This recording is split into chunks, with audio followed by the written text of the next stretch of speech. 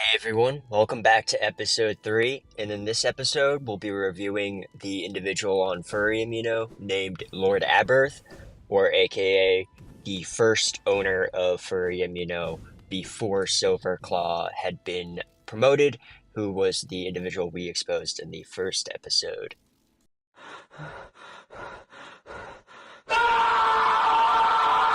Lord Aberth was infamous in the community for posting multiple not safe for work profile links to other platforms within his bio, even though he managed this community that was mostly underage members.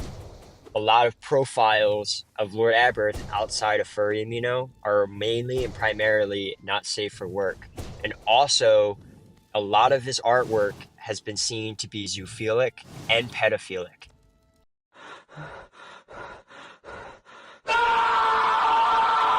Now, Lord Aberth and his staff team had been inactive for several months on that platform, even though having the permissions and the power to do something about the majority of despicable people on Amino, they decided to do absolutely nothing. There were multiple photos that were reported to me that expressed dialogue between members of the community trying to report disgusting individuals to the owner's DMs, and they were promptly ignored. Additionally, I had reached out to an individual who's close friends with Lord Aberth, and she even included that she tried to contact Lord Aberth about a lot of the disgusting things that was happening on FurryAmino, but he refused to acknowledge that any of it was happening. This individual, who also went by Pumpkey, tried to reach out about a couple staff members who had been abusing their powers and banning people for saying curse words instead of banning individuals who were openly saying they were zoophiles.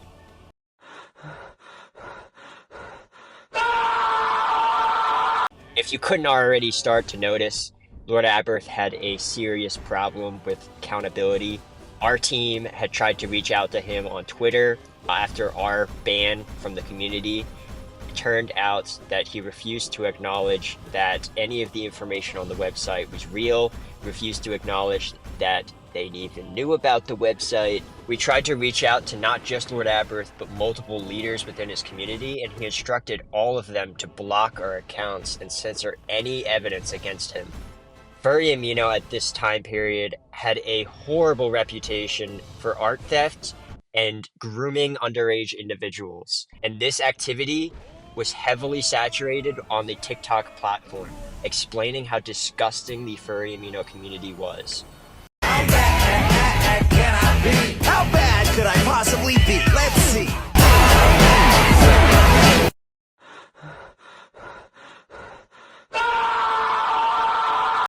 During the escalated events of the FurAlley Amino, the community had called him out for having the not safe for work profiles attached to his bio for minors to click on unknowingly, sending them to porn of his Fursona.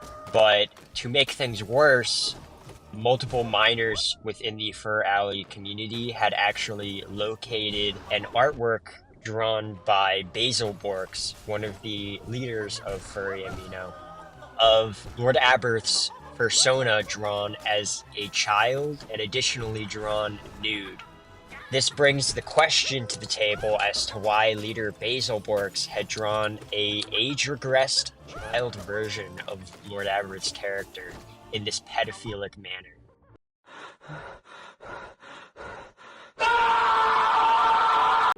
Additionally, on Lord Aberth's page, we had discovered that a majority of Lord Aberth's followers on Twitter had actually been underage individuals between the ages of 15 to 17.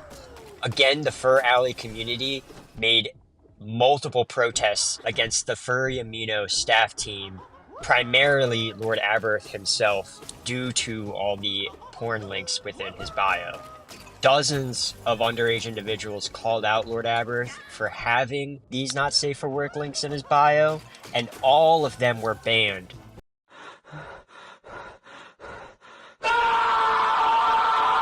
Aberth even had his own moderators and leaders of the community go out to FurAlley on alt accounts such as Steampumped Canine, who we will have to cover in another video for grooming multiple underage females on FurryAmino, had disguised himself on his alternate account, Zeno the Gray Fox, to try to calm down the FurAlley community and encourage them to find other solutions other than exposing the FurryAmino staff team themselves.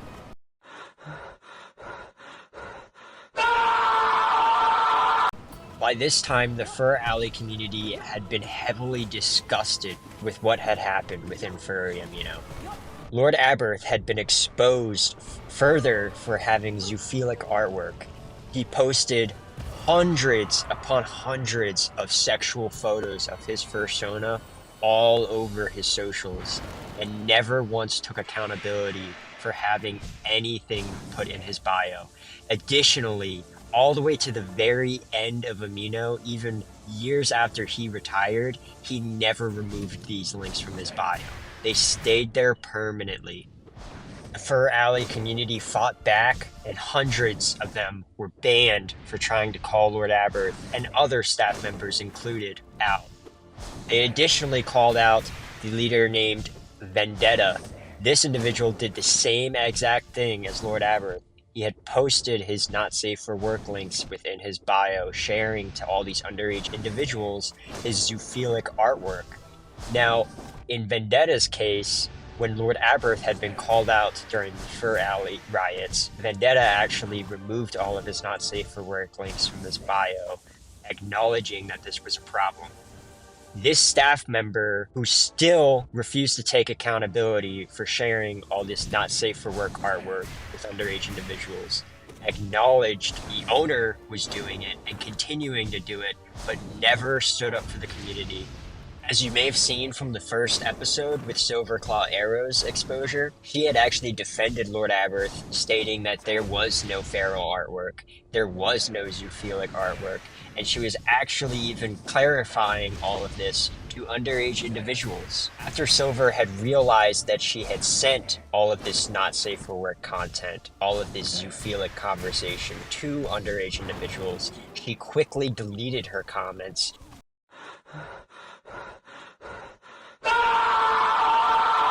Lord Aberth and his team had one final showdown on his main profile page, with dozens of individuals calling out this disgusting behavior within the community, and all of them had been banned, censored for baseless callouts and false reporting.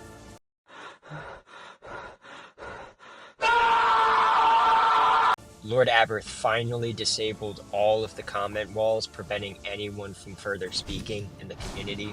The FurryAmino staff team did everything in their power and censored any mention that FurAlley even existed. Lord Aberth made few statements in the very end, demanding that nothing on his profile was against their rule set, that his not safe for work profile links did not go against Amino's rules, so therefore that did not make him a predator of any sort. No, you're wrong. I am fun, and it's been scientifically proven. Years later, I had ended up investigating Lord Aberth and found that his current profile in 2026 is mostly zoophilic artwork. He no longer tries to hide it through animal genitalia and is now just fully using feral animals as his Fursona. Completely changed his Fursona from Lord Aberth to a character named Rain, who is a feral wolf. Again, thanks for sticking around, and I hope to see you in the next video for the full coverage of what happened within FurAlley.